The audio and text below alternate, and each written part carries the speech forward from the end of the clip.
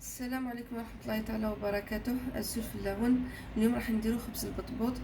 راني درت 2 كيلات تاع فرينه، هذه الكيله الثالثه.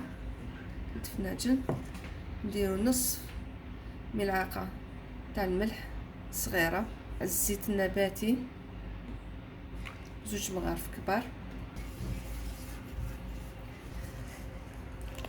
باللبن ولا بالحليب. نجمعوها بهذا الشكل ونعجنوها لمده 30 ثانيه ماشي اكثر. اعزائي المشاهدين، هذه هي العجينه اللي خرجت لنا بعد ما لميناها.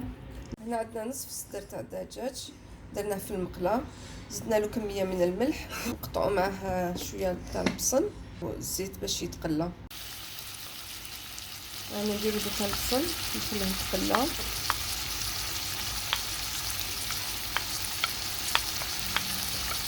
في الاخر بعد ما ياخذ اللون هذاك البصل مع الدجاج نضيفوا له الطوماطيش.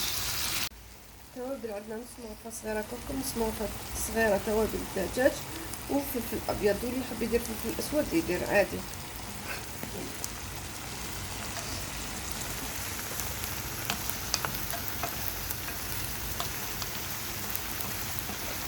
على طاولة العمل راني رشيت الفرينة.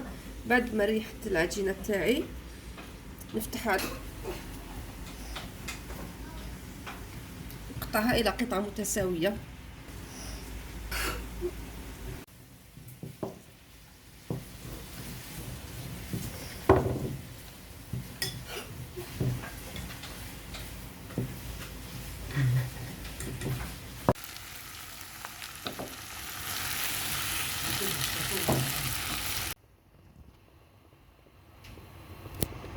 والله كيفاش راهي تتنفخ،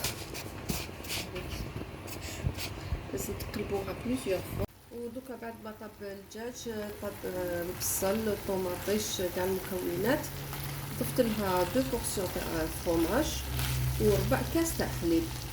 اعزائي المشاهدين، هذيك النتيجه النهائيه. بتي ساندويتش خبز خفيف تعمروه كيما حبيتو، يعني تقدروا ديروا له لا سالاد الزيتون، تقدروا ديروا مايس، تقدروا تعمروه بالطون. فوالا يحبوه دراري هامليك. خبز يجي خفيف وتعمروه واش حبيتو. واش هي طيبه، واشتركوا في قناتنا